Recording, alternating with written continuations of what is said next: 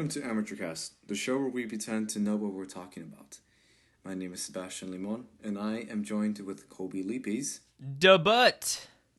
Correct. And how are you guys? What? What was debut? Debut. That's the highlight of the night, baby. Forget about Best Picture. No, Best Picture, not surprises. Debut. No, all we needed was Glenn Close not winning an Oscar, but shaking her rump for the world. That's all we needed. Really. Rump. Oh God. Speaking of Glenn Close, she doesn't have an Oscar. Nope. And speaking of the Oscars, we watched the Oscars. We did. They weren't very good. What did you expect? Well, yeah. So, okay, you watched the actual ceremony, right? I watched them all the way through live, and I regretted it. We knew they were going to be different this year, and I thought that was going to be a positive thing. We had Steven Soderbergh directing. I still do love the idea of having a film director do them, but I just don't think that this was it. He said up front that he was trying to make it look like a movie, which kind of got my hopes up, and it really didn't in any way other than like the opening credits. It still looked like an award show, just worse because it was shot on it was shot on film in like an extremely overexposed room. The lighting in that room at Union Station was so bad. Oh. I don't know. I didn't get why they didn't just use Dolby Theater like they always do. Like, you don't have to have all the people. You don't have to have 1,000 people in there. You can just have the same amount of people more spaced out in the Dolby Theater. I don't know.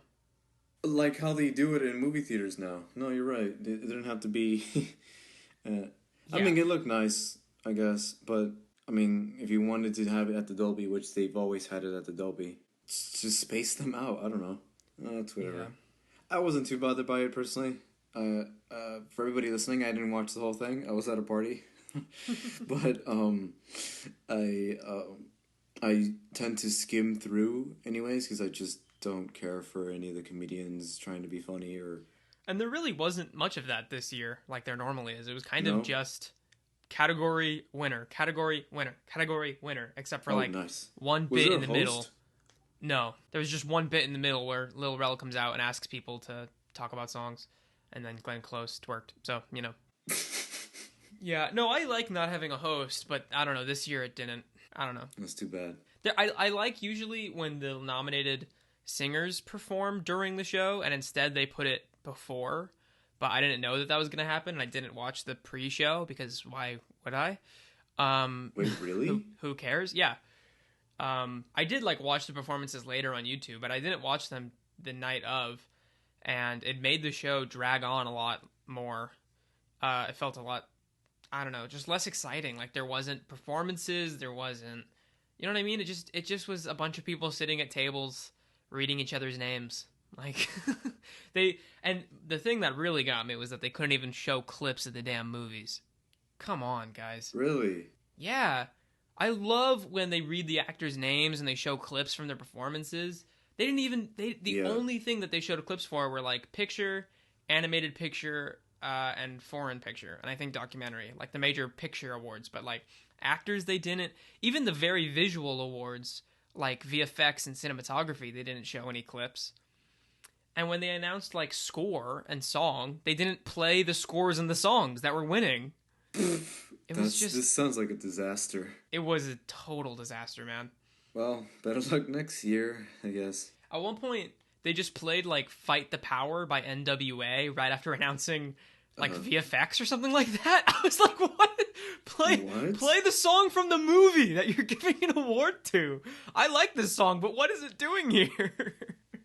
That was so funny. Yeah, because usually whenever they give an award to a movie, they play the score to that movie. Yes. As the person getting up. That's weird. Yeah, it was wild. No, I was going to say, hoping next year's Oscars are better. We should totally have an Oscars party. Yeah, dude, hopefully next year. Oscars party, and I saw. You have TikTok, right? I do. There's a TikTok that I saw of these college kids or these groups who dressed up as movie characters for an Oscar party. I did see that. That's pretty fun. Which sounds like fun, and I'd be down to do that next year if you'd be willing. Who do you want to dress up as? Either Sebastian from La La Land or Indiana Jones. I don't know. That's good. I was Cliff Booth for Halloween a couple years ago, so I've already got that costume in the closet. I could just do that. Nice. Yeah. Oh yeah, that's true. Your costume was cool. I saw the TikTok you're talking about. I don't know if it was the same one, but I saw one where kids were doing that, and somebody was Cliff Booth, but they wrote on the screen like Clint. Oh. I just thought that was funny. Clint Booth. It took me a second. I was like, who is Clint? What are they talking about? What movie is this? And then I was like, oh, I've done this costume myself. Cliff Eastwood. Well, it's too bad that the Oscars were a disaster. Yep. Yet, we must speak of them. We must. It is the way. This is the way. Kolby, introduce what we are speaking today. All right, so we're just going to go through the categories basically like we did last episode, but instead of reading each nominee and giving you our predictions, we're just going to read the winners and tell you what we think. We'll give updates on whatever movies that we've seen since our last recording, and where you can find them. And yeah, we're just going to kind of react to the winners. Pretty straightforward. You ready to go? Yes, let's do it. First up, in original screenplay, we have Emerald Fennell for Promising Young Woman. What do you think of this, Seb? No. I think we both agreed that the worst aspect of that movie is the screenplay. Mm-hmm. I mean, I'm not like mad. It's not like they gave it to Joker for screenplay or something, you know what I mean? It's not like that bad or like that obvious. Mm-hmm.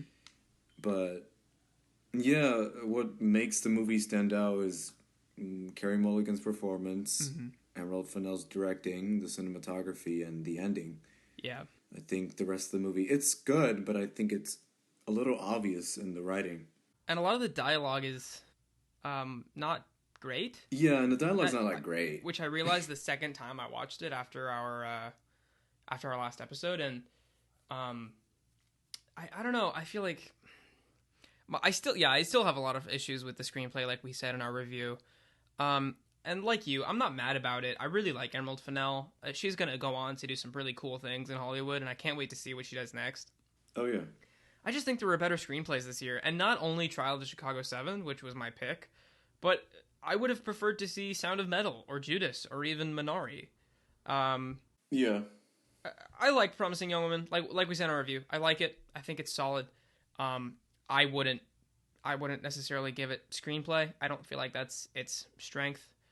But yeah, I'm happy for Emerald Fennell, and I know that this movie does mean a lot to a lot of people, so I'm definitely not mad about this win. Yeah, I'm not gonna just put someone down for winning an award. If they're happy, they're happy, and I mean, good for them. And I hope she, like you said, I hope she continues making more things and maybe even get better at writing. Yeah. But yeah, for now, it's like it's not my pick, but I'm not like gonna go crazy about it. Yeah. And as far as predictions go, I think we both got this wrong, right? Yeah, I think I predicted Chicago 7. Me too. I stuck with it, and people had been saying that Promising Young Woman was going to win. It had won at like BAFTA and WGA. I should have known. I should have listened, but I was holding out that Chicago 7 was still going to win the Oscar because it's Sorkin, you know? Yeah. It's the kind of movie that wins. It's a movie that's like, it's both a very edited heavy movie and a screenplay heavy movie. Yeah. So, oh well, good for you, Emerald. But yeah. Next. Adapted screenplay. We have Christopher Hampton and Florian Zeller for The Father. This one is another one I should have known. People were predicting it, and I stuck with Nomadland, but it caught me by surprise. I really thought Nomadland had this in the bag. I'm honestly really happy. I finally was able to watch The Father last night. Heartbreaking movie. Yeah. Great movie. Loved it. One of those movies where it's so good, but I don't think I could ever watch it again because it's just so sad. Yeah. You know, like 12 Years a Slave or Schindler's List. You know, it's not like these are movies that you want to watch and repeat. They're hard to watch. They're not pleasant experiences, but they're really well done. This is another movie that falls into that category, definitely. What you just said is crazy because you're comparing it to two movies that are about like massive, huge scale catastrophes, like these huge injustices. And The Father's about one dude. Like, that is such an amazing tribute to Anthony Hopkins' performance that it moves you in the same way that those movies do. Yeah. And we'll definitely talk about Hopkins later. It felt no different to me, honestly, in terms of the way I reacted to, like, Lupita Nyong'o's performance in 12 Years a Slave, or who, even, like, the Jews in Schindler's List, or even Liam Neeson's epic moment at the end of nearing the end of the movie. I don't know if have you seen Schindler's List? Yeah, I could have done more, that one. That scene. Yeah. It's a heartbreaking scene. And Anthony Hopkins has a scene near the end of The Father. Oh my god. That's extremely heartbreaking. If you've seen the movie, you 100% know what we're talking about. You know what it is, yeah. It's so tough to watch, and it's so good. Yeah, but back to the screenplay. Yeah, I'm happy that I won. In the first 5 minutes or 7 minutes of the movie, I was thinking it was gonna go a certain way. You know, I can picture. I was actually talking about this to my mom this morning, about how I can picture the studio safe version of this movie. You know, it starts off with the father having an incident, and then we cut to the daughter in her normal life, and then she has to move to where her father is and take care of her, take care of him, and it's kind of like ups. There's like ups and downs, and then there's a sad ending of him dying or whatever, and then it's like the typical Hollywood drama. This is not it. I was cut off completely off guard from the moment we kind of. I'm trying to find a way to like not spoil it, but like, I guess in a certain way, it's a movie where we're put into the perspective of the main character, and really understand what it means to be, or what it means to have that illness. And I was in shock, and I thought the way the screenplay worked out, it's almost like a Christopher Nolan film. But screenplay, fantastic. Yeah, it's a really excellent, really smart screenplay. My heart breaks for Kent Powers and One Night in Miami. That film was so snubbed, and I was hoping it would win here because it was kind of its one big chance. But that doesn't take away anything from The Father. It's excellent. It's totally deserving here. I'm just glad definitely. It didn't go to The White Tiger or Borat, to be honest. Yeah, like Borat would have been fun, but no. It would have been funny. I mean, that would have been a funny speech, but oh yeah, it would have been fun, but like I wouldn't have been mad. But what do you call it? Yeah, I'm glad I went to The Father because yeah, like you said, it's a smart way to, and it's a smart and very different approach to something that we can. Feels familiar. Like a story like this could be familiar, like I was mentioning before, and they took it into a really smart, different point of view. And I hadn't even like seen the play, heard about the play, so it was all like new to me. And that's the thing too, is it's Florian Zeller is adapting his own play, and often when that happens, you end up with a movie that feels too much like a play. But he really was very deliberate about how he wanted to use the medium of film in order to add things to this story that a play medium couldn't. And I thought he did a really good job with that. Yeah. Next up. This one we did both predict correctly. Visual effects went to Tenet. Heck yeah. I mean, there wasn't that much competition this year. All the big stuff got moved. This makes sense. It's got the big, like, plane crash thing. It's got everything looks real. Yeah, no, it's got really great visual effects. It's kind of weird to see this go to a movie like Tenet where they're mostly practical. We haven't seen that in a couple years, I feel like. That's true, which is cool, because, yeah, like, they usually give it to things that... Then again, like, First Man, when you look at the visual effects with First Man, that actually had a lot of practical effects. Yeah. Well, First Man doesn't look like it has any VFX, which is kind of what makes it so impressive. And I think it's the same thing with this. Mm-hmm. Because, Nolan is super in camera, and let's see what we can do on the set, and then later we can fix it.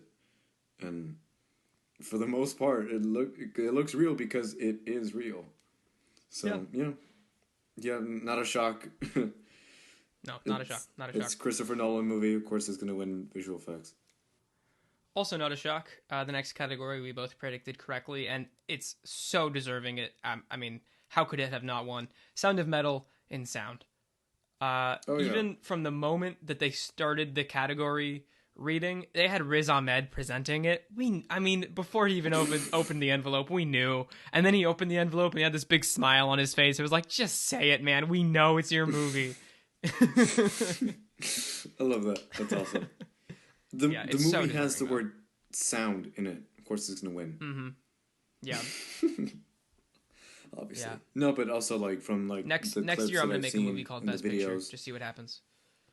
It's clear that because I think, from what I've seen of the movie, the sound is a huge attribute to the way you react to it, and, like, the overall... Because it's obviously about a drummer that's going mute.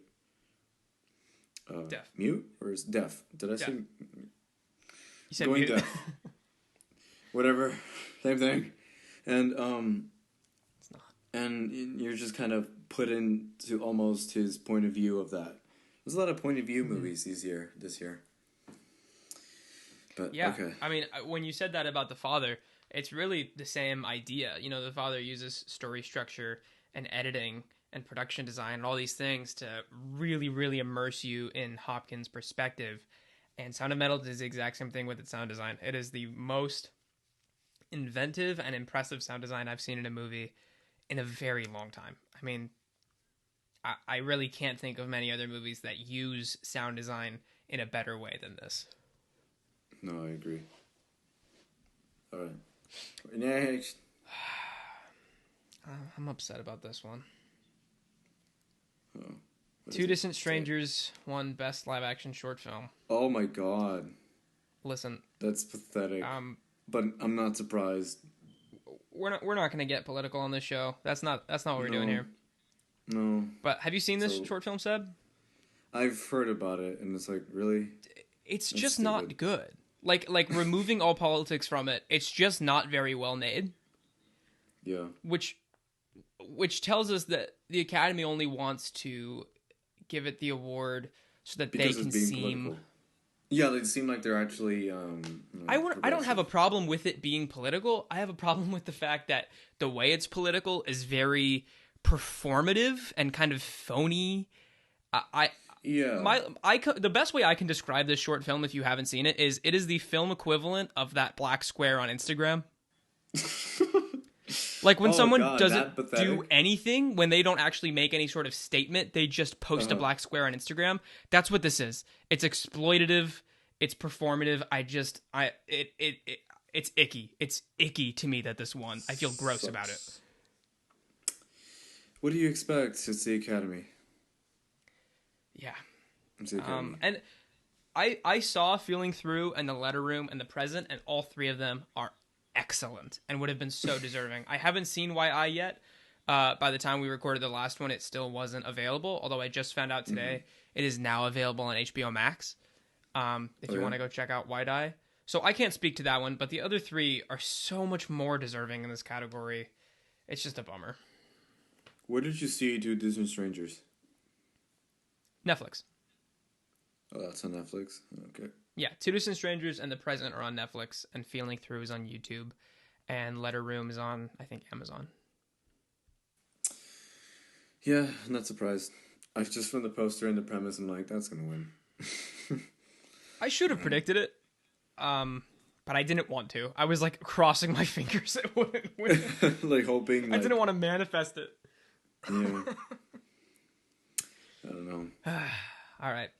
Short film animated. This one we did both get right. If Anything Happens, I Love You. Yeah, I'm not mad about it, but... Yeah, I'm not mad about it. Like we said last episode, it's fine. It's solid. Yeah. Although you said fun, I'm like, that's not fun. No, it's not fun. It's not fun at all. It's not fun. It's a bummer. It's a total bummer, but it's fine. It's good. Yeah, it's a big bummer, but it's fine. Yeah. It's a fine short film. Next. Production design went to Mank. This one was so obvious, so in the bag. We got this right. I guess this one. Yeah, we both did. Heck yeah. It's very well deserving. I mean, just look at any shot from Mank. Just look at any shot in a Fincher movie. It deserves everything. Yeah. Happy about it. Looks great. Nothing to complain. Go Mank. Yeah. This is very similar to Once Upon a Time in Hollywood winning production design, and I want to say it's the same production designer. If that's... Fact check that later, and if it's wrong, then you can cut me saying that out. Okay. But I think it's the same guy. They're both just, nostalgic Hollywood, and they recreate their specific time period very accurately and very expressively, and it adds a lot to the story, and it works well. I'm glad it won. Yeah, exactly. That's... Yeah, perfect. Perfect. You've done it. Next, in original song, Her won for Fight For You from Judas and the Black Messiah. I haven't heard any of these songs besides the one from Chicago 7. I have nothing to feel about this. Go for it, Kolby. I just want to say how happy I am. I love this song. It was my pick, but it was not my prediction. I did not expect it. This was the most pleasant surprise of the night for me. I have been listening to it a ton since it won. I really like this song. It's very good. And Her's performance of it at the awards, at the pre-show, was spectacular. Nice. It's on YouTube. You should watch it. I'll watch it right after this. Okay. We're kind of blowing through these. Shoot. I know. Next up, we have original score. This one was also predictable. It went to Soul. Trent Reznor, Atticus Ross, and Jon Batiste. Nice. Yeah, that sounds cool. I love the score in this movie. Even if I don't love the movie, the score is awesome. It very much deserving. Jazz and... I like that... The aerial music of Trent Reznor and Atticus Ross. Great stuff. Yeah, it's good. Mm-hmm. Mixed in with the jazz of Jon Batiste, too. I love that with Reznor and Ross double nominated here, it went to the one where they're collaborating with Batiste, especially because the way that their two distinct different scores are blended together in this movie is just really effective. Oh yeah, I agree. This is the only score that is like doing something narratively. True. I agree. And I think that's the purpose of a score. You know what I mean? Mm-hmm. So it shouldn't just be white noise. Score should be there for a reason. So it was awesome, and especially like that much care into like an animated movie. Mm-hmm. Like there's some Pixar scores that you can recognize for sure. As of late, not really. So it's cool to have that much attention to an animated Pixar score for a movie. So Up is definitely their most iconic still. Oh right? Yeah. Up the original Toy Story. Yeah. I love that. And The Incredibles. Dun, dun, dun, dun. Oh yeah, big time. Michael Giacchino, man. Love him. Has he won an Oscar? One. He must have. Oh yeah, he won the Oscar for Up. Oh, he did Up? He did Up. Of course. Okay, cool. Michael Giacchino is like slowly going to become like the next John Williams. Yeah, he did one for Up. Oh, he's the best. He's one of my favorite composers. He's really good. But yeah, very happy with Soul. Yes. All right, we have in makeup and hairstyling Ma Rainey's Black Bottom. I think this one's super deserving. I haven't seen this, so The makeup on Viola Davis is very good. I feel like in this one, the makeup is really used to characterize the characters. That was redundant. You know what I mean? Like it when you see the characters in this movie, you kind of are just getting exposition on them just through their makeup just and just through the first thing that pops into your head. Yeah, That's cool. You've got a lot of sweat in this movie, a lot of sweat, but especially with Viola Davis and the character of Ma Rainey with that like thick, goopy mascara on her. Nice. I think a lot of people thought she was wearing a fat suit, but to my knowledge, she actually gained weight. She's just fat. Oh, thank God. Okay. But it's deserving. It's deserving. I'm so sorry, Miss Davis, if you're listening. You're an extraordinary actress, and I will not judge you. Oh, she's the best. She's awesome. Seb, do you remember what you predicted here? No. Was it Ma Rainey or Mank?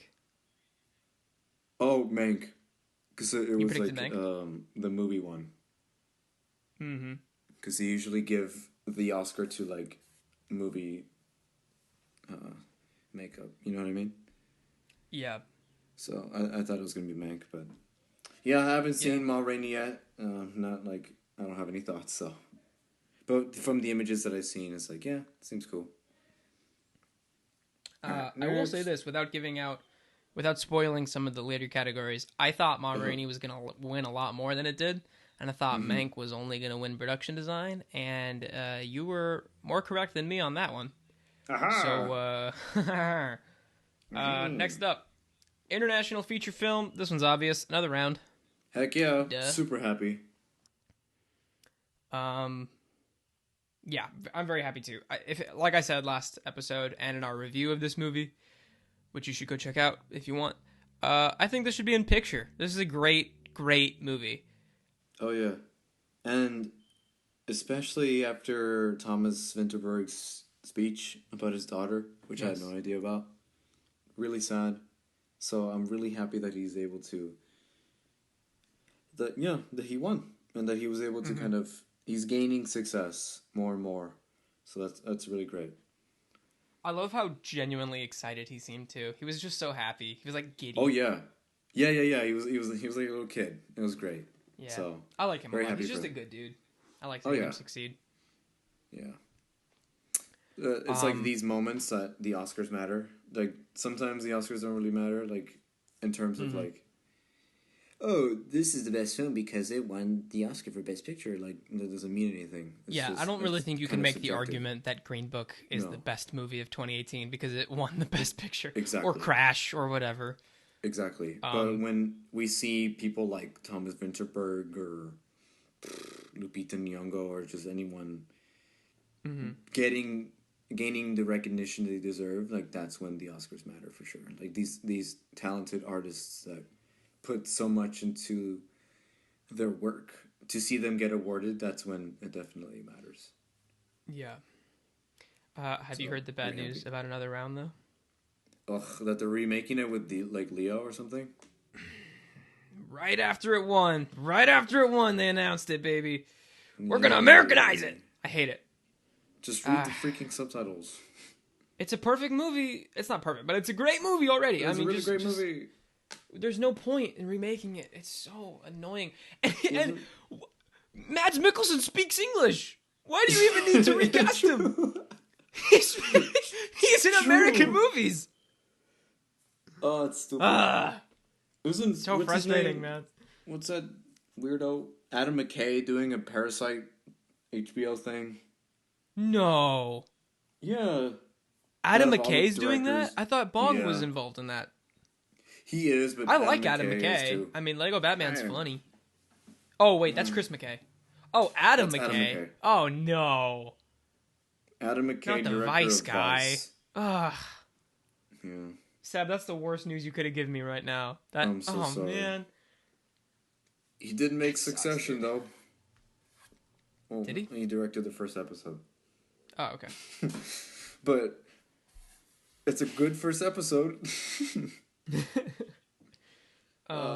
Big Short was good, Dude, right? when we reviewed Another Round, didn't we kind of say this? Like something along the lines of like, if they ever make an American version of this? I think so. I feel like we vaguely touched on that. We doomed It it. has to This is happen our fault. eventually to everything, unfortunately. We Even doomed it. Scorsese's done it. Even Spike Lee's done it. All the directors have done it. It's just Okay, not well, with Spike necessary, Lee, it man. failed. With Scorsese, it was good. I think. I haven't seen it at the party yet. My very hot... I think my only like hot Scorsese take is that I really don't like The Departed. Yeah. I gotta watch it. I haven't seen the original though, so I'm not like comparing it to the original and saying like it's like just such as a a movie, it's, like, disgrace not to the that original. great. I just don't like it that much. That's fine. But yeah, whatever. I mean, Leo's great. I like Leo DiCaprio, but he's not going to be better than Mads, No.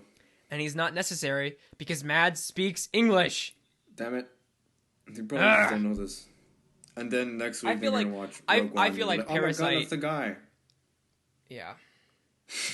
I feel like Parasite winning Best Picture should have put an end to this trend.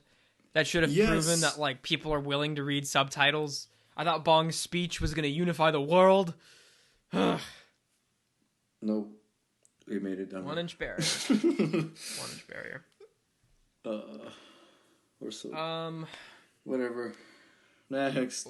The only other thing I have to add to this category is that I did get a chance to watch The Man Who Sold His Skin since we recorded last. I really liked it. It's very good. I had pretty low expectations because I had heard it was whatever, and I thought it was excellent. So yeah, I'm actually like quite happy that it's nominated here. I can't remember if I watched Better Days before or after our last recording. Do you remember if I talked about Better Days? Better Days. Is that the Hong Kong movie? Yeah, you talked about it a little bit. I did? Yeah. Okay. I don't need to talk about it again then. It's I don't think it's very good.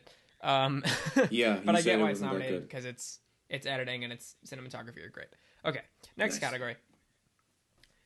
Film editing. I was wrong about this one. What I one? think you were right. Sound of Metal. Really? Yes. Nice. What did you predict? I should have predicted You this predicted once Trial, again. right? I predicted Trial. I didn't trust BAFTA this year. This year, BAFTAs ended up predicting Oscars extremely well, but I didn't trust them. Whenever, like at the very end of the line, right after BAFTAs came out, people started changing their predictions at the last minute, and I was like, nope, I'm sticking with everything, and I shouldn't have done that because BAFTAs ended up being right about everything, and I'm not mad about it. My pick probably would have been Trial, but it was pretty close with Sound of Metal. I think Sound of Metal's editing is amazing, and I am just so glad to see that movie win more than one Oscar because I love it. I love it so much. Nice. I'm gonna see it soon, I promise. The sound of my TV doesn't work for Amazon, apparently, right now. And it's on Amazon, right? Yeah, it's on Amazon Prime. Yeah, and that's like a sound-heavy movie, so I want to be able to have the right sound for it. You know what I mean? Definitely. Yeah. So- That's like a big part of the experience. Which is really why I've been like lagging off on that one specifically. Gotcha. Because it's like, I'm trying to watch it in the right way, dang it. But whatever. What's cool about this win, I think, is that it's not the kind of movie that usually wins, and as much as I like and defend Trial is the kind of movie that always wins. Yeah, So it's just cool to see something new, something different, something that's kind of paced more intimately, less flashy, you know? Yeah. Which is, yeah, it's good to hear. And I think, like, you bring up, like, less flashy. That's going to come up later with the other winners. You'll see what I mean. Yeah. I did hear somebody say that they were kind of theorizing, like, oh, this probably just won editing because it reminded people of Whiplash. And Whiplash won editing because it does have, like, more flashy editing. I thought that was kind of funny. I don't know if that's true, but Whiplash is, like, it is flashy editing, but it's purposeful. Yes. Like, that movie would not be the same without its amazing Raging Bull-esque editing. Mm-hmm. So, That would movie's argue editing the is same amazing. thing for Trial of the Chicago 7, but then I would get beat in an alley, so I'm not going to do that. And then a red dot would appear on my forehead as we speak. Oh no. I think it's good. All right. Thanks. Documentary short. We were both incorrect. This went to Colette. And makes sense. It's the Holocaust one. So probably should have predicted it. It's also on YouTube, so it's very predictable. Yeah, the Holocaust is the only historical event the Academy knows about. Yeah, that's true. Historical events and racism. That's all they know.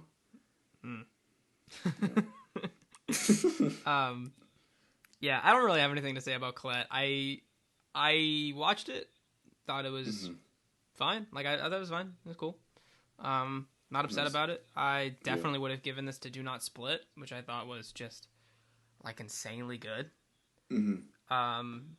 Finally got a chance to watch that after our last recording and just was really blown away by it. Also, they didn't show the Oscars in China because Do Not Split was nominated, and I think that's pretty badass. That this little low-budget short film was able to make that happen. Awesome. Might have also contributed to the Oscars having the worst ratings ever this year, but yeah, whatever. Oof. I know like the worst ratings and like not that many people who are watching. Oof. Sad. Yeah. It's whatever. Seb, have you seen any of these short documentaries? Absolutely not. Okay. Moving on. Moving on. Documentary feature. We're both correct. Teacher. Went to the Octopus Teacher. I think this is a cool win. It's not really like the other documentaries that usually win. It's funny because it's like not political at all. This is like the least political documentary to like win or get nominated in a while. I guess other than like Free Solo.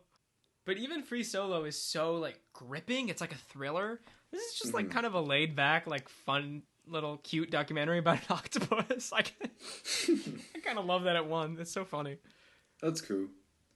I'll see it eventually. I like it. Looks cute. I think it's a great documentary. It's the best out of the nominees, I think, but the actual best documentaries of the year didn't get nominated. Rest in peace, Boyd State and Dick Johnson. And what do you call it? I heard about this documentary called Feels Good Man. About them. Oh, I've heard that's great. I don't feel like that was ever going to get nominated. It's just too niche. It's too good. I've heard. Did you see it? No, but I've been meaning to see it because like the people that like the YouTubers that I follow love it, and I've been meaning to see it. Yeah, I want to see that as well. Someday. That looks really interesting. I did get a chance to watch Crip Camp since we last recorded, and thought it was solid. Don't really have much to say about it. It's archival footage, which I find pretty boring, personally. But if that's your jam, you'll probably like this one. Yeah. All right, directing. Big surprise. Can't believe this one. Really blew me away. What a shocker. Chloe Zhao for Nomadland. Who would have thought? What in the world? Who'd have thunk, dude? Good for her. I'm happy for her. She looked very happy. Yeah, me too. I think she's very deserving. She's got... Yeah, that's awesome. I'm not mad about it. I'm not, like, super passionate about it, but I'm happy for her, definitely. Yeah. She's only the second woman to ever win directing, which is obscene. Awesome. Awesome in the sense that it's awesome that she won. In history. Yeah. Yeah. And I really think she deserves it. I mean, even if you don't like Nomadland, I feel like you have to admit that her directing is just impressive. It's just downright impressive, you know? It's such an I've heard about the complaints of Nomadland, and I agree. Like, I can see why people think, like, what the heck? Nothing happened. But, like, I understand. But that's, I don't know, I think, like, it's a different, it's not a narrative-focused movie. It's a observational, it sounds super pretentious, but it's cinema. You know what I mean? Cinema. Yeah. It's cinema. It really is. It's one of those visual... kind of like living someone else's life type of thing for an hour or 2 hours. And if most directors attempted this movie, I mean, it wouldn't have come out the same way. It wouldn't have had the right pacing, because she also edited it. It wouldn't have had the right pacing. You wouldn't have gotten these performances out of non-actors. Yeah, and that's most what directors me the wouldn't most, have had the courage to hire non-actors. Yeah, like that's impressive that you're able to get these performances from non-actors, and but like it's both a sense of authenticity but cinematic. You know what I mean? Mm-hmm. Like it doesn't feel like it's just rambling nonsense. It still feels scripted, but it feels like you're in the moment with these people. To get that balance is super rare, and it takes a lot of talent. So yeah, good for her. Yeah. Okay. Costume design went to Ma Rainey's Black Bottom. Cool. I kind of knew this. Like, I predicted Emma, and I wanted Emma, and it was the only prediction where I was kind of going out on a limb and being like, I think I'm gonna get it right by going with the one that isn't the front runner. I was wrong. I mean, this was one that I kind of went in being like, I'm gonna get this wrong. I kind of know it. I feel it.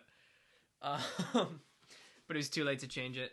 Yeah, Ma Rainey's is deserving. I think it's got good costumes, but it wouldn't have been my personal choice above like Emma and Mank. Yeah, it's cool. I thought I was gonna go to Mank, but who would have thought? Oh well. Well, all right.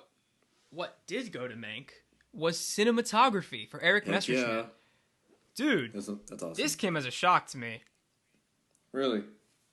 Yeah, I thought No Man's Land really, really had this because it's won everywhere except for at the very last minute before the Oscars, the Cinematographers Guild. They gave it to Mank, and I didn't read into that. I was like, No Man's Land's won everywhere else. Why wouldn't it win here? Mm-hmm. But Mank came and swooped it in. Swooped it. Yeah. Swooped Black in. and white, swooped boys. in and took it. No, yeah, that's cool. It makes me happy that black and white, not because it's in black and white, but like I think that style of filmmaking should just never go away. You know, I'm glad that it's still being appreciated and honored to this day. So that's cool. Mm-hmm. And it looks gorgeous. Like, not only is the cinematography emulating that time, it looks awesome. Yeah. And emulating a specific movie, Citizen Kane. Exactly. Which has, the most famous cinematography ever. Yeah, definitely. So, yeah, I'm not totally shocked.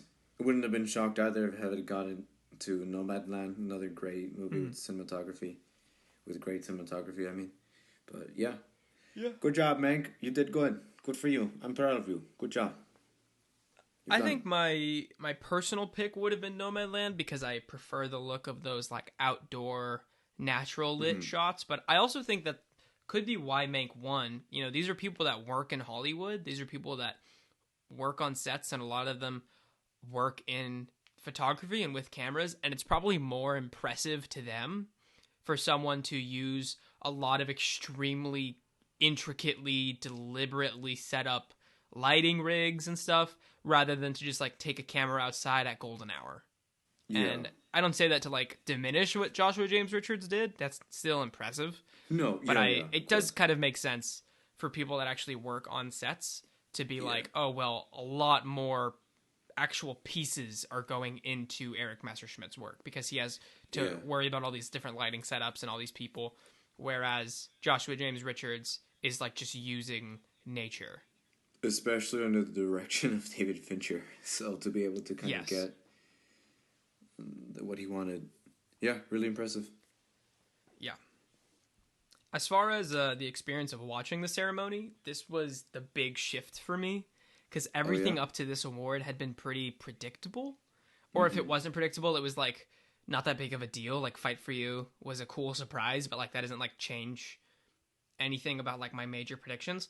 But since Nomadland had already won, or had already lost adapted screenplay, when it lost here, I started questioning my other predictions for it.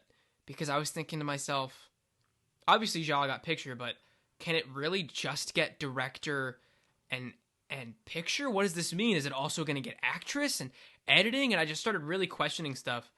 And we'll get into... which we will get into. Yeah, we'll get into that, but this really threw me off. I was like, whoa. And also, I, again, really thought that Mank was only going to get production design. So I'm happy. Just that Mank got more than one award, because I love it. Yeah. Oh, yeah. Sure. But yeah. Animated feature film went to Soul. What a thought. No way. We know. I had no idea. We know. Wow. We said in our review of Soul that this was going to happen. We said last episode this was going to happen. It was Pixar. It's Pixar. It's Pixar. ABC, Disney. Yeah. And I understand. I'm not mad about it. Even if I don't love the movie, I understand why it speaks to people and why it's loved the way that it is. Although I think Wolf Walkers is much better, but yeah, Soul's good. I'm not mad. It's not like they gave it an Onward or something. I mean, I think Soul deserves a lot of nominations in the sense that its individual pieces are great achievements. I'm glad it got sound. It was shortlisted for VFX, which I thought it would have been deserving in. I'm very glad it got score. I just think when you put the pieces together, Wolfwalkers is a better movie in some of its parts. You know? Definitely. Yeah, I agree. And if you want to hear why we think that, go listen to our review of Soul and Wolfwalkers. With our special guest, Tyler Munoz. All right. Probably my favorite one. Next up, we're getting into the final stuff, which was not the final stuff. Well, okay. Let's just get into the actors. Okay. Correct. Actress in a supporting role. What? Actress in a supporting role went to Ye Jung-yoon for Minari. Nice. We did predict this correctly. I'm pretty happy about it. She's amazing in the movie. Her speech was very cute and charming. Yes, it was. It was very sweet. She's just a delightful person. Yeah, I'm happy. That's great. Yeah. My personal pick would have been Seyfried, but Seyfried's gonna do it. She's young, you know what I mean? She's got a whole life ahead of her. She'll be fine. Ye Jung-yoon is like the Meryl Streep of South Korea. Let's give her an Oscar. You know what I mean? She's had a very long, very prolific career, and I rewatched Minari the night before the Oscars, and she's incredible in it. She's so good in it.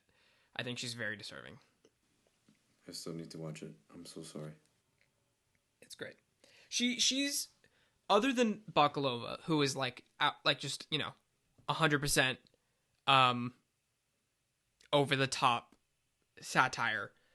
Between the other ones, Yoon is kind of the most comedic. She has a lot of funny moments, but then there's a specific shift in the movie where she then shifts into a more dramatic tone. So she's kind of balancing different tones very well in a very believable way. Whereas Glenn Close and Olivia Colman are just doing drama, and Bakalova is just doing over the top comedy. I feel like Yoon's is just more well rounded and more 3-dimensional. Yeah, she's just a lovable person. And she got to meet Brad Pitt for the first time, which is funny because he's the executive producer of Minari. I know. I was going to say, didn't he help make that? Yeah. That's great. So it was funny to see them meet. Supporting actor went to Daniel Kaluuya once again. Very obvious. Not surprised. Very obvious. Very deserving. And very happy for him. Awesome. He's a great actor. His speech was kind of rambly, but it got really funny when he was like, "I want to thank my mom and dad for having sex so I could be here tonight." Yeah, what the heck? And it cuts to his mom in the audience, and she's like, "What did he just say?" That was very funny. Weird. But it's like Travis Bickle making his speech. Almost. Just weird. Yeah, I mean, ever since Get Out, I feel like we kind of knew at some point it's got to happen for this guy. Oh yeah, he's very talented. I thought it would take him longer, but his performance in Judas is so deserving. I mean, it would be. I feel like there would be no way to justify giving it to anyone else this year. It's just so incredibly transformative. It's great, and I loved seeing him and Lil Rel reunite from Get Out and talk about how they're gonna party their asses off. That was pretty fun. Yeah.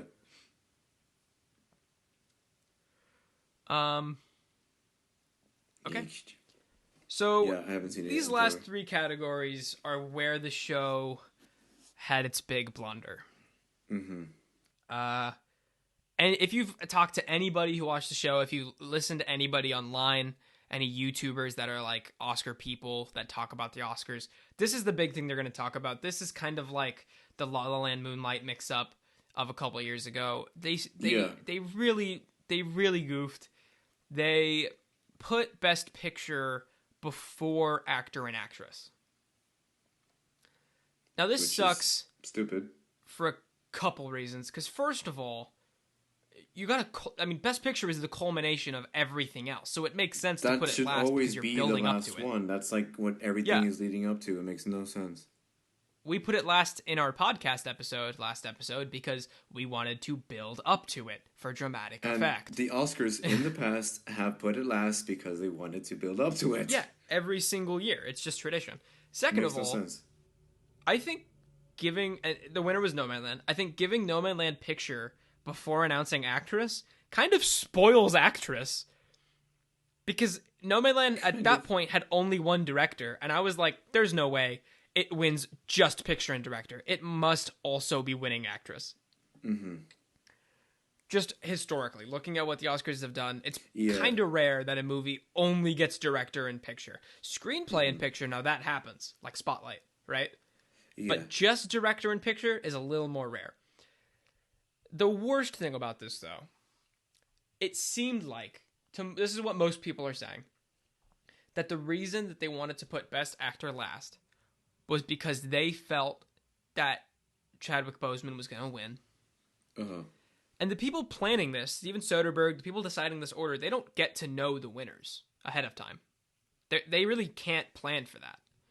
But I think they thought that they could. They felt confident enough that Boseman was going to win, that they thought that we should put the tribute to him at the end. And that was a big mistake, because he didn't. And it ended up leaving the show on such a weird, awkward note. Yeah. Like, the clip that I watched, it was just... It felt awkward. It just felt off. Like, okay, cool. That's the show, guys. Good night. Bye. Yeah. So you have Nomadland win picture, which is amazing. It's such a. I mean, I think it's great. I think it's very deserving. I think when you look at all the Best Picture winners from all the different years, it fits very well in that lineup, but it also stands out in that lineup. It feels like people can look back on this in a couple of years and be like, "That's amazing that won Best Picture. How cool is that? What an achievement that is!" Right? This small budget thing with like mostly non-actors that's based on real people. It's very intimate. It's not very narrative. I just think that's wonderful. Chloe Zhao, not very flashy. Yeah, like Oscar bait movies. Chloe Zhao and Frances McDormand howled like wolves. They're very charming, you know. And then after that, you have Frances winning actress. Which, let's touch on this for a second. She has just joined the exclusive elite club with Daniel Day-Lewis and Jack Nicholson and Meryl Streep, and only a very few actors in history, I think less than like 6, that have won more than 2 Oscars for acting. Nice. Good for her, man. And she's won Best Actress 3 times. Because some have won Best Supporting Actor. That's true. She's it was won lead all for 3 all of them. Best Leading Actress. Even though in Fargo, maybe she shouldn't have been in lead. I don't know. But she was, and she won. and then her last one was like, what, 4 years ago? 2 years ago. Or 3. Very recent. Well, it was 2017. It was recent. Which is awesome. Very recent. Yeah, man. I mean, I think she deserves it. If we're talking about the all-time greatest actors, definitely, Streep and Jackson. I mean, Streep and Nicholson and Jackson. Lewis are in that list, and I think she deserves to be right up there with them. Oh yeah, are you kidding me? It's Frances. God bless her. Yeah. That was that made me very happy. If she wins again next year, she can be tied with Katharine Hepburn. And just throwing this out there, next year she's going to play Lady Macbeth in an adaptation of Macbeth made by Joel Cohen. So, oh my God, not impossible for her to get another nomination very soon. Not impossible. Not impossible. And the one that should have had 4 is Daniel Day-Lewis for his performance in Phantom Thread, but we're not ready for that conversation. Isn't he retired now too? Yeah. Okay. McDormand did win 4, however, but one of them was not for acting. It was for producing Nomadland, which won Best Picture. So she does have 4 Oscars now, which is just crazy impressive. That's super cool. But then, at the end of the night, big anticlimax, Joaquin Phoenix comes out, and he doesn't do the thing that all the other presenters have done thus far, where he reads, little excerpts for each actor. Uh-huh. Which wasn't something that I really liked. I would have rather had them show clips, but just for consistency, it was weird that he came out and he was like, hey, I'm supposed to say this thing, but I don't want to. He's a weirdo. I can't stand him. I think he's a great actor, I'm sorry. but he was just, He's a great actor, but I think he's just such a weirdo. I don't know. He's like a real Travis Bickle. I feel sympathetic to him because he is, he's got issues. But, it's disrespectful to Riz Ahmed and Steven Yeun and these guys that are, there in attendance. Yeah, who are nominated for this great achievement that they've done. Yeah. I mean, Riz Ahmed didn't... I mean, he spent, 8 months, living in a deaf community, learning to speak fluent ASL, building this character with Darius Martyr. You know what I mean? He devoted his life to it. He kind of went off the grid for Sound of Metal. These guys put in a ton of work. And then Phoenix comes out and it's just hey, I don't want to read this. And he's just very unenthusiastic. He doesn't sound like he wants to be there. That's fine. If you don't want to be there, don't go. But you agreed to be here tonight. Exactly. So it's yeah. Freaking Harrison Ford looked like he put more effort into it. And Harrison Ford just does not care anymore. He's old, man. He's 80. Yes. Anyways, then Phoenix pulled out a revolver and shot Robert De Niro in front of everybody. It was Everybody laughed. It was just rude, hilarious. It was just rude. Yeah. But then the name he reads is Anthony Hopkins for the father.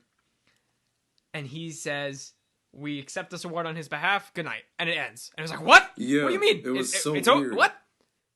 It was so strange. And apparently, according to some reports, Olivia Colman was planning on accepting on his behalf if he won. She had a speech prepared. She had agreed with him to do that. But they just cut off the show. Yeah. It was strange, man. It was strange.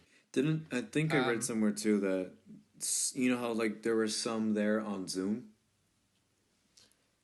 Well, not on Zoom, but in specific spots that the Academy had set up in other countries, in the British Film Institute or in Kilkenny, Ireland, stuff like that. Yeah. They were going to do that for Anthony Hopkins since he's all the way in Wales. But the Academy denied that to make him seem like he just doesn't care about the awards. It's just weird. I mean, Hopkins, first of all, he's autistic. He has said that the overstimulation from the award shows is very difficult for him. And he's 83, and we're in a pandemic. He doesn't want to fly of course he doesn't. For safety, for health reasons. He didn't even think he was going to win, too, so he's why should I even go? Yeah, but it's why risk it if I'm probably going to win and I'm not going to enjoy this? Yeah. But he asked them if he could accept the thing, or if he could just attend through Zoom. This man is a knight. He's Sir Anthony Hopkins. Not only is he one of the greatest actors of all time, but you're honoring him with Best Actor tonight. You can't throw him a bone? I know, it's so stupid. Come on. And apparently he was asleep during it. That's so funny. But did you see the video he put on Instagram in Wales accepting it? Oh, That was very sweet. That was very sweet. Honoring Chadwick. Very lovely guy. Very good. Yeah, big surprise for the two of them, Francis and Anthony. Very well deserving. Especially having seen the father last night. It's just incredible performance. Really great. Yeah, I mean, it would have been very nice to see Boseman win because it was his last chance and because Hopkins already has one.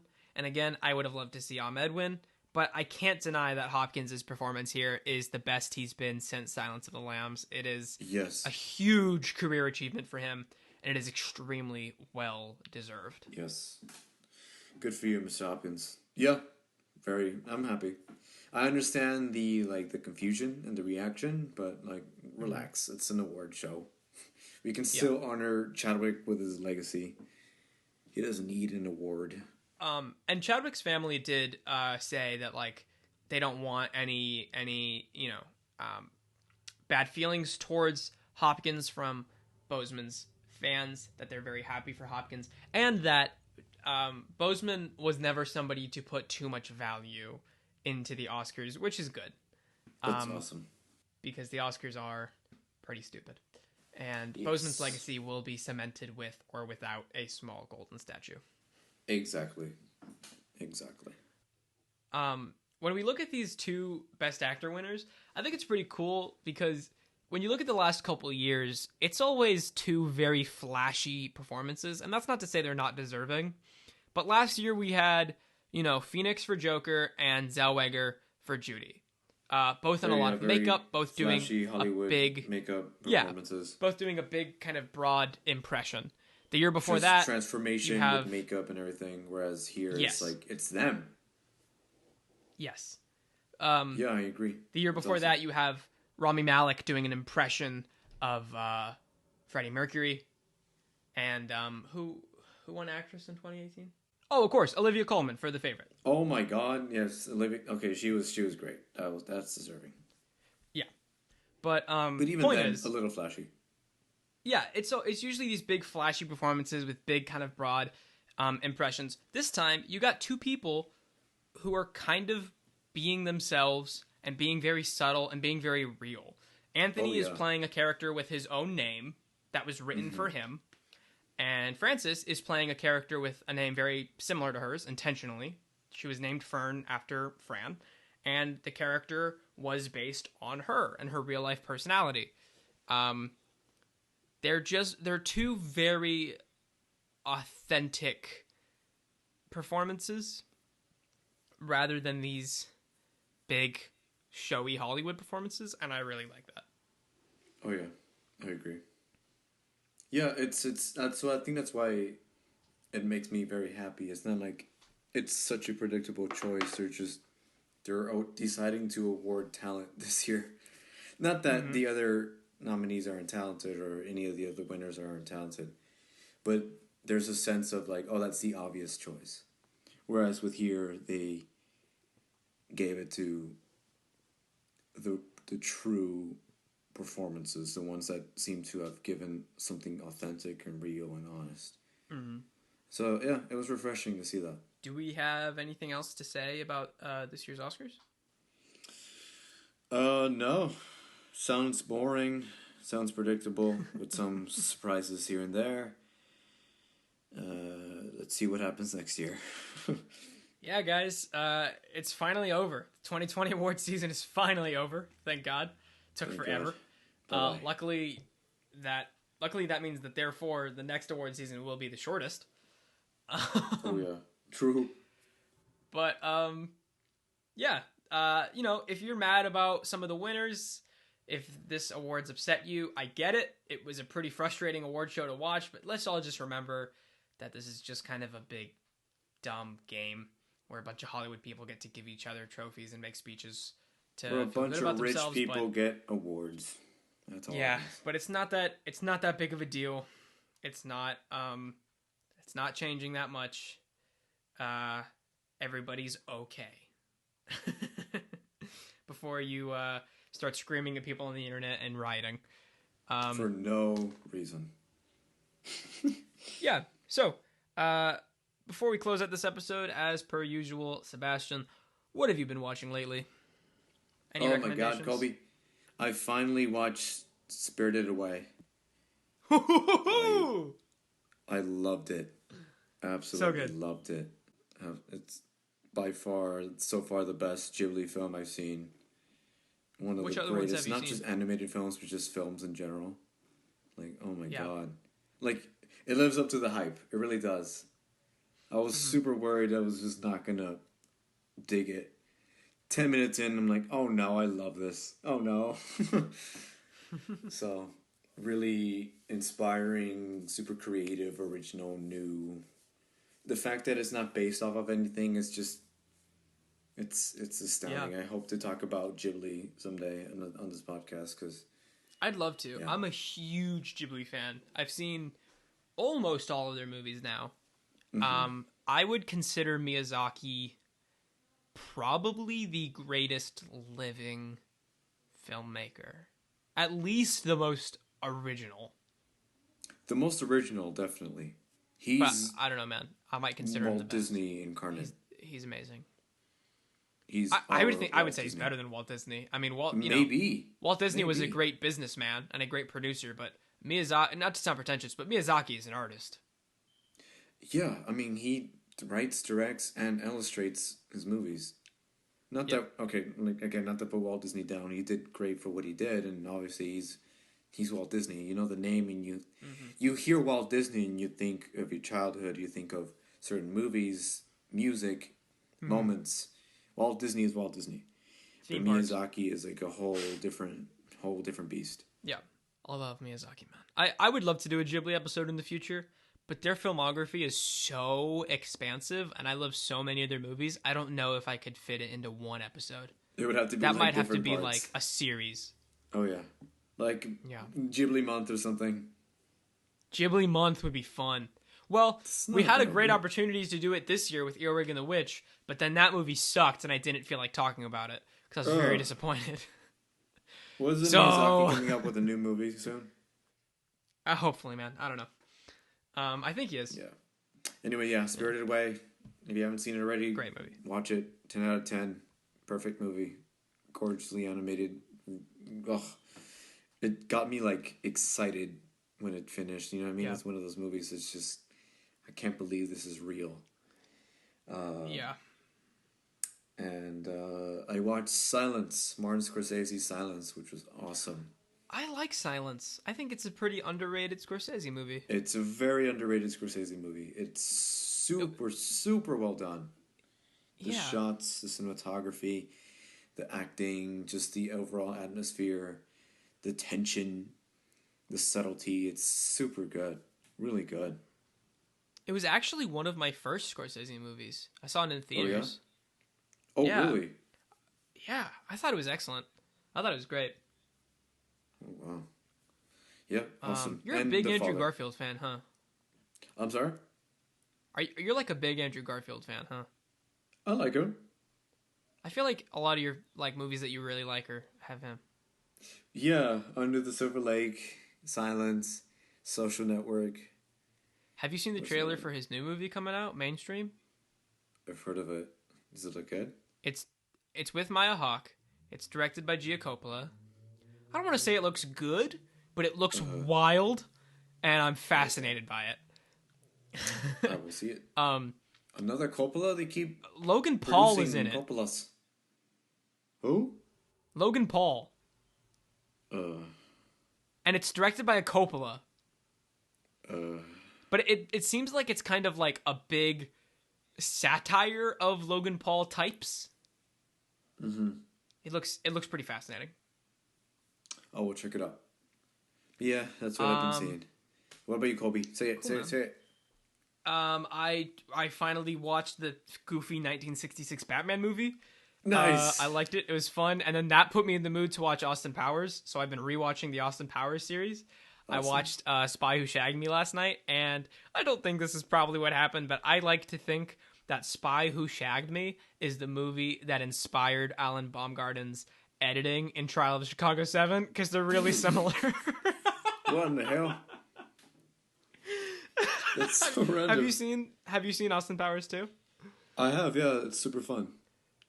Do you remember the whole sequence where, like, they keep cutting to characters finishing the sentence of the characters from the previous shot? Yes. They do that in trial. Yes. Like, and they do that in trial. You're right. That is true. You might not be wrong here. I think that's so funny. That's my funny headcanon, is that's where they got the idea. I love that. I also watched Shiva Baby, which is a new movie that came out on VOD recently. It is excellent, dude. Oh my, it's so good. I've never been more anxious in a comedy. In a good way. Yeah, it was like I was like writhing in my seat. I was like, oh god. So anxious. It's great. It's so good. The cast is hilarious. I will watch it soon. All right. Thank you guys for tuning in, for listening to us rant about these dumb awards. Next week we're going to be talking about the new Netflix animated movie from producers Lord and Miller, who we are big fans of. We've talked about them before. The Mitchells versus the Machines. Correct. Looks really fun. Yep, and we're going to be talking about some other Lord and Miller projects as well. Some of their older stuff. Hint, yes. Hint. Hint, hint. Her older stuff. The stuff they did before movies. What's before movies? TV shows. What's a show that they made? Just guess. I mean, we're not talking about that. No, yes, next week, that's what we're talking about. So if you want to watch, if you don't want to get spoiled for that, be sure to watch it. Mom, who's the only listener here, and Kobe's mom, and Tyler's mom. How are you guys? Thank you for listening. All right, thank you guys very much. Hope to see you back next week so that we can talk about Mitchells vs. the Machines and one of our favorite shows, Clone High, and some of our favorite modern filmmakers, Lord and Miller. Thank you guys. Have a good week. Watch some Austin Powers. Have a great yeah, baby. time. Yeah. Yeah, baby. Groovy, baby. Yeah. Groovy, baby.